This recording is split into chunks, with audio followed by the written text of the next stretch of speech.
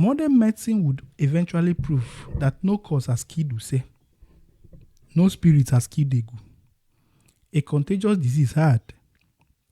But before anyone learned that truth, a little girl would lose 21 years of her life. Her name was Ugo, and she would spend most of her youth paying for a crime, a curse, and a tragedy that had nothing to do with her. The little girl did not understand why everyone was crying. She saw elders whispering. She saw relatives arguing. She saw her mother avoiding her eyes, and she saw fear everywhere. Children notice fear, even when they do not understand it. No one explained much to her. Adults rarely explain difficult things to children. So when they told her to prepare for a journey, she obeyed. She believed she would return home. She believed she would see her friends again. She believed life would continue as it always had been. She was wrong. The journey she was about to take would last 21 years. By the time she returned, her childhood has gone. Children not yet born would become adults. Entire generations would grow up. The world around her would change, and she would never recover the years she lost. To understand how one little girl became payment for one entire household, we must return to the fear that followed the death of Use and Egu. Because by the time Ugo's story began, fear had become stronger than reason, and hunger was becoming stronger than fear itself. After the oracle's verdict, life changed immediately. The family still had land. They still had barns. The family still had palm trees. They still had resources. But possession and access are not the same thing. They possessed the properties, but they could not access it. Fear surrounded everything. The farms could be seen, but people hesitated to enter them. The barns remained full, but people hesitated to touch what was inside. Every conversation returned to the same question. What if the oracle was right? What if the deity truly claimed the property? What if using those resources brought more deaths? Whether those fear was true did not matter. Fear itself was enough, and fear slowly became hunger. Harvest seasons passed. Income disappeared. Children still needed food. Families still needed to survive. The tragedy was no longer only about death. It was becoming a struggle for existence. Meanwhile, Ugo remained unaware of the storm gathering around her. She loved accompanying her mother to market. She admired the woman who traded from the village to village. Sometimes she arranged leaves, fruits, and stones outside her homes and pretended to own her own market store, and she wanted to trade herself. When people asked what she wanted to become, she always had an answer: a trader. The adults would laugh, but Ugo was serious. She wanted to travel. She wanted to earn money. She wanted to build something of her own. She did not know that every month of fear was slowly stealing the future away from her. Every passing month narrowed the family's choices. Every passing month increased pressure. And eventually everyone understood the same thing. Something had to be done. The property had to be redeemed. The problem was simple. Redemption required money. And money was exactly what Use's family no longer had. Not every household suffered equally. Egu's wife was successful in her trade. For years, she had built connections across markets and villages. Trade has given her something fear could not easily take away: resources. When time came to redeem her husband's property, she found a way. It was difficult. It was expensive, but she managed. Little by little, she gathered what was needed. Eventually, her household regained access to its farms, its resources, its future. The family admired her determination. But every success she achieved reminded Use's household of their own failure. Because Use's wife, Uje, no longer had the same means.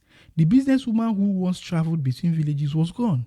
Years of hardship and had weakened her ability to trade. The money was not there. After the man was blinded, she could no longer go to markets as she used to go. The livestock was not there. The options were not there. Every possible solution seemed to collapse. And then someone suggested an alternative, a terrible alternative. At first, nobody wanted to discuss it. Then, nobody could stop discussing it either. Nobody remembers who first proposed it. Perhaps no one wanted to remember it. The idea entered the conversation quietly, but refused to leave. There was no money. There was no livestock. There were no resources large enough to settle the matter. Only one thing remained: a child.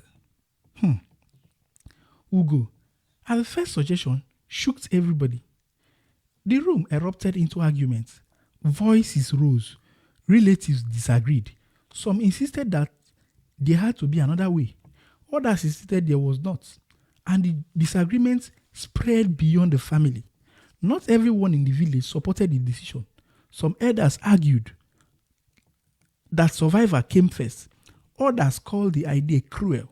The debate lasted for weeks. Friendship became strained. Families took sides. But the strongest resistance came from one person, Ugo's mother. The moment she understood what the family was suggesting, she refused vehemently. No, she said. The word came immediately, firm, unwavering. No. Relatives tried to explain. The family was running out of options. The land remained inaccessible. The barns remained inaccessible. Children still needed to eat. They want food. But she would not listen. You are talking about my daughter. Tears filled her eyes. She is not a goat. No one responded immediately. Silence followed. Because everyone knew she was right. An elder finally spoke. We are not doing this because we want to. The woman turned towards him. Then do not do it. Another relative intervened. If we lose the farms, how will the younger children survive? She shook her hand and she shook her head. There must be another way. Days passed. The arguments continued.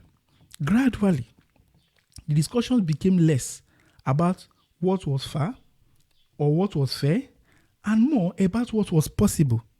And that was the family's greatest tragedy. Nobody wanted to sacrifice Ugo. Nobody celebrated the idea. Nobody believed it was a good outcome. They simply could not see another path. Years later, many relatives will remember that meeting, and many would remember that same thing. Ugo's mother was the last person still fighting for her daughter's freedom. When the final decision was made, she wept along after everyone else has gone home. Eventually, desperation defeated resistance. The child would go. The first months were the hardest. Ugo believed she would soon return home. Then she believed she would return next season. Then the season after. Then the year after. And every time hope appeared, it also disappeared again. Visitors would appear. The elders are discussing the matter. She waited. Nothing happened. They may release you soon. She waited. Nothing happened. The problem may finally be resolved. She waited. Nothing happened. Years passed. The promise never did materialize. Outside the shrine, life has continued. Friends grew older. Friends married. Children were born. Markets expanded. Roads changed. Entire communities changed. Yet Ugo remained where she had been placed. At first, she measured time through seasons. Then she measured it through people. The girls she once played with became brides. The brides became mothers. And the mothers became grandmothers. Children born after she entered the shrine grew into adults. Some eventually married and started their families. Each wedding felt like a reminder. Each celebration felt like a reminder. Each funeral like a reminder. Life was moving. She was not. The market days hurt the most. Not because she wanted goods, but because she could see the life she should have lived, the life she had dreamed about as a child, the trading journeys, the independence, the future. All of it belonged to someone else now. At first, her mother visited often, then less often still. Not because she stopped loving her daughter, but because every visit became unbearable. Each goodbye reopened the same wound. Each departure felt like abandoning her child all over again. Sometimes visitors brought news from the village. A childhood friend had married. Another have moved away. An elder had died. Cousins has become a parent. The update was painful because they revealed a world continuing without her. The years were not disappearing all at once. They were disappearing one ordinary day at a time. And that made the loss even harder to bear. As years became decades, the original dispute faded from public memory. Many years and many younger villagers no longer remember the blinded man. Many no longer remember the goat. Many no longer remembered the accusations. Yet Ugo continued carrying consequences created long before she had any voice in them. She had become the final payment for a conflict she never accused, caused, or participated in. Then history delivered an unexpected twist. Another member of Joseph's family became ill. The symptoms looked terrifying and familiar. The cough, the weakness, the weight loss, the blood. Other relatives panicked. They believed the cause had returned. Some fear another death was approaching. The questions became an elderly woman. Then the questions began. An elderly woman remembered how Usei used to cough endlessly. Another remembered Egu spending long hours caring for him. Others remembered Egu later developing the same symptoms. The similarities were impossible to ignore. A nurse asked more questions. Doctors became involved. Tests were performed. The evidence slowly accumulated, and then the answer arrived. Tuberculosis, a contagious disease of the lungs, a disease capable of spreading through prolonged close contacts. Suddenly, events that once appeared supernatural looked very different. Usei had likely suffered tuberculosis. Egu had cared for him closely. Egu had likely become infected. The symptoms matched. The timeline matched. The explanation fitted. What generations had interpreted through the language of cause now appeared through the language of science. This did not mean their ancestors were foolish. They had worked with the knowledge available to them at the time. The strategy was that knowledge arrived too late. The tragedy was that knowledge arrived too late. Because while medicine could explain the deaths, it could not return the years Ugo had already spent. 21 of them. A childhood, a youth, an entire chapter of life gone. The cause had taken 2 men. Fear had taken a child, and fear had held her longer than death ever could. By the time freedom became possible, Ugo was older than her mother had been when she first entered the shrine. Yet, fate had one final surprise waiting for her. After 2 decades of waiting, a path forward towards freedom was finally beginning to appear. And strangely enough, that path would begin with marriage. A young man has expressed interest in Ugo. Seeing her beauty, Ugo grew up to be a very beautiful lady. A bride price would soon be negotiated. And for the first time in 21 years, hope entered the story. The same situation and the institution that has once taken her future was about to face a challenge from an unlikely source. And that source was love. Love challenges and conquers many things, even the one that has caused problems amidst families and institutions for decades.